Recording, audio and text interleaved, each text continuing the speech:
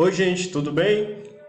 Vamos continuar com a nossa aula sobre pesquisa epidemiológica, no curso de Metodologia da Investigação Científica na Residência Multiprofissional em Saúde da Família da UFS. Eu vou insistir um pouco na questão da causalidade, porque não só eu, né, mas na epidemiologia é um tema bastante importante para quem pretende desenvolver um projeto de pesquisa epidemiológica, ter em conta as relações ou possíveis relações causa e efeito que as variáveis elas mantêm entre si é muito importante. E vai ser difícil não falar das coisas que eu estou pesquisando, né? Eu tenho esse viés. Os temas que eu mais domino são aqueles que eu estudo mais. Então, eu vou sempre trazer alguns exemplos dos assuntos que eu estou trabalhando. Bom, a gente vai falar dessa questão da causalidade com o exemplo da obesidade e da atividade física. A gente tem aí uma pesquisa recente ainda, né, que foi publicada no The Lancet, em 2017, que é a tendência mundial do índice de massa corporal, baixo peso, sobrepeso e obesidade de 1975 até 2016, né? É uma análise conjunta de 2.416 estudos de mensuração de base populacional, abrangendo aí quase 130 milhões de crianças, adolescentes e adultos. De maneira geral, o estudo aponta aí que hoje crianças e adolescentes apresentam maior média de MC do que nos últimos 40 anos, né? Existe uma tendência estável do IMC nos países de renda alta, né? Mesmo que seja estável, ou seja, não está aumentando nem diminuindo, essa tendência de IMC ela se estabilizou em valores altos de IMC, indicando aí altas prevalências de sobrepeso e de obesidade. No entanto, nos países de renda baixa e média, como é o exemplo do Brasil, existe uma aceleração dos ganhos de IMC. A gente pode observar aqui nos gráficos ao lado as médias, né, de IMC entre adultos e crianças, né, que são a linha pontilhada adultos e a linha preenchida crianças. Os valores médios eu só coloquei para criança porque é o tema que eu pesquisa. Então, a gente tem aqui, em 1975, uma média de 17,2 kg por metro quadrado para as meninas e pulou para 18,6 kg por metro quadrado em 2016. Houve aumento também significativo no grupo dos meninos, saindo de 16,8 kg por metro quadrado e chegando em 2016 com 18,5 kg por metro quadrado. Embora sejam valores de classificação ainda de baixo peso, né, porque sobrepeso baseado em MC, o ponto de corte é um pouco maior do que isso aí, eles já são indicativos de um ganho em média, e a média ela é sempre influenciada pelos valores extremos, tanto de menores valores de MC quanto de maiores valores de MC, mas ela está aumentando, né? De 17 para 18 nas meninas, 16 para 18 nos meninos. Esse cartograma mostra para a gente aí a distribuição das prevalências de obesidade, tanto em meninas quanto em meninos, né? As cores mais escuras representam aí maior prevalência de obesidade. Entre 1975 e 2016, a prevalência de obesidade entre meninos saiu de 0,7% e chegou até 5,6%. E entre as meninas, ela evoluiu de 0,9% até 7,8%. Então, é um ganho expressivo, né, de número de crianças e adolescentes com obesidade no mundo inteiro. Essa taxa crescente de obesidade na infância, ela é acompanhada por alguns fatores que têm com a obesidade uma relação de causa e efeito, como o declínio da atividade física, o aumento do tempo em que as crianças e adolescentes estão engajados em comportamentos sedentários, como o uso de telas, e também o consumo alimentar não saudável, caracterizado principalmente pelo consumo de alimentos processados e ultraprocessados, que são ricos em calorias, mas pobres do ponto de vista dos micronutrientes. O que a gente pode afirmar desta relação atividade física, obesidade, é o seguinte, que normalmente, hoje, se sabe, isso aqui é uma revisão sistemática relativamente recente, de 2018, que conseguiu sintetizar que jovens obesos, né, crianças e adolescentes, normalmente eles estão só um pouco abaixo da recomendação diária de atividade física moderada vigorosa. Então, tem muita diferença entre esses jovens obesos e os jovens não obesos. Então, talvez a obesidade não seja explicada pura e simplesmente pelo declínio da atividade física moderada vigorosa.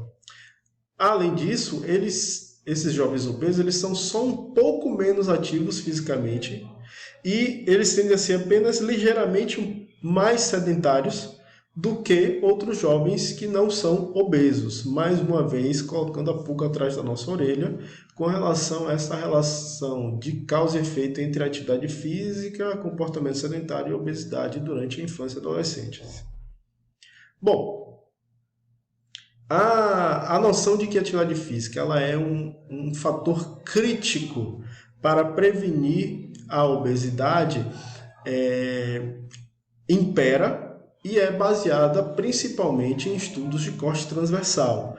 A gente vai ver quando a gente começa a estudar delineamento de estudo, que o estudo de corte transversal ele tem uma capacidade limitada de abordar a relação causa e efeito entre um fator e um desfecho de saúde, porque ele não respeita a temporalidade dos fatos.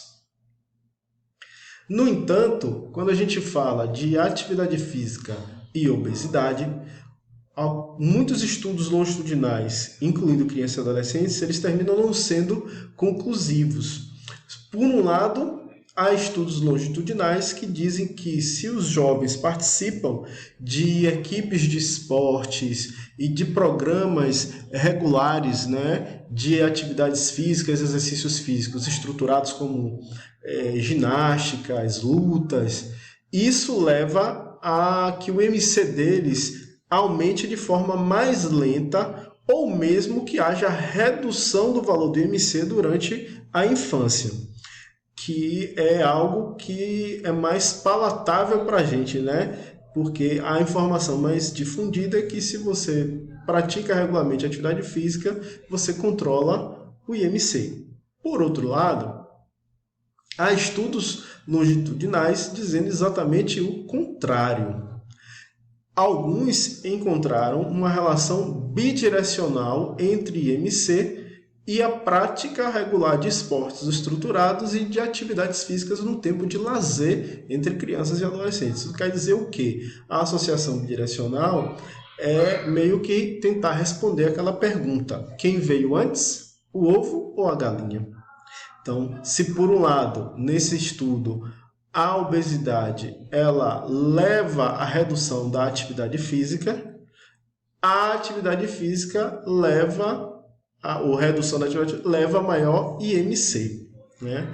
Outros estudos não encontraram associação alguma quando avaliaram de maneira longitudinal efeito da atividade física no IMC ou do IMC na atividade física, o que aumenta a coceirinha da pulga atrás da nossa orelha. Esse resultado aqui ele não foi publicado ainda, é o resultado do nosso estudo aqui em Feira de Santana com crianças. Foi um estudo longitudinal com 1 ano de segmento, em que a gente acabou de redigir e eu comecei o processo de submissão na revista hoje. Eu estou mostrando o resultado para vocês aqui em primeira mão. O que é que a gente observou? Nós observamos que entre crianças na faixa etária de 7 a 10 anos aqui em Feira de Santana, 7 a 12 anos, perdão, aqui em Feira de Santana, a atividade física do dia tinha uma redução média de 6% e que poderia ser, lembra, a estimativa da amostra e o parâmetro na população. Ele poderia haver uma redução de 20% da atividade física diária ou até um aumento de 10%. Significa que, do ponto de vista estatístico, esta relação ela não é significativa. Isso quando a gente somou todas as atividades de um dia, as atividades leves, as atividades moderadas e as atividades vigorosas. No entanto, houve uma redução estatisticamente significativa das atividades físicas vigorosas de 20% e que poderia ser na população das crianças de Feira de Santana nesta faixa etária de 35% até uma redução apenas de 2%. O que é que nós observamos? Entre as crianças que nós pesquisamos em Feira de Santana, o fato de ser obesa levou a uma redução de 20% na média das atividades físicas vigorosas durante um ano de segmento. A gente observou também que os meninos, de maneira geral, eles apresentam mais atividades físicas vigorosas ao longo do ano letivo do que as meninas, independentemente deles serem não obesos ou obesos. Então, quando a gente compara menino com menina no grupo daqueles que não são obesos, os meninos apresentam muito mais atividade física vigorosa do que as meninas. Quando a gente compara no grupo dos obesos, meninos também permanecem apresentando mais atividade física vigorosa na média do que as meninas. Mas, de maneira geral, não ser obeso e ser menino é fator de proteção contra a redução da atividade física vigorosa no segmento de um ano letivo. Nós também encontramos outros resultados interessantes. Quando a gente controlou as atividades físicas vigorosas aqui no eixo Y pelo número de comportamentos sedentários diários, os meninos não obesos eles tiveram aumento da atividade física vigorosa, ao passo que aumentava o comportamento sedentário, como efeito compensatório dos comportamentos sedentários. E eles foram bastante diferentes das meninas. Embora a gente observe um aumento da atividade física vigorosa com o aumento dos comportamentos sedentários, a magnitude desse efeito é muito menor quando a gente compara meninas a meninos não obesos. Da mesma forma, entre os obesos, os meninos apresentaram um efeito compensatório de aumento da atividade física vigorosa conforme aumentava o número de comportamentos sedentários diários. Quando a gente comparou agora a faixa etária de 7 a 9 anos com a faixa etária de 10 anos ou mais, o que é que a gente observa? Tendências claras de compensação do comportamento sedentário diário com o aumento das atividades físicas vigorosas.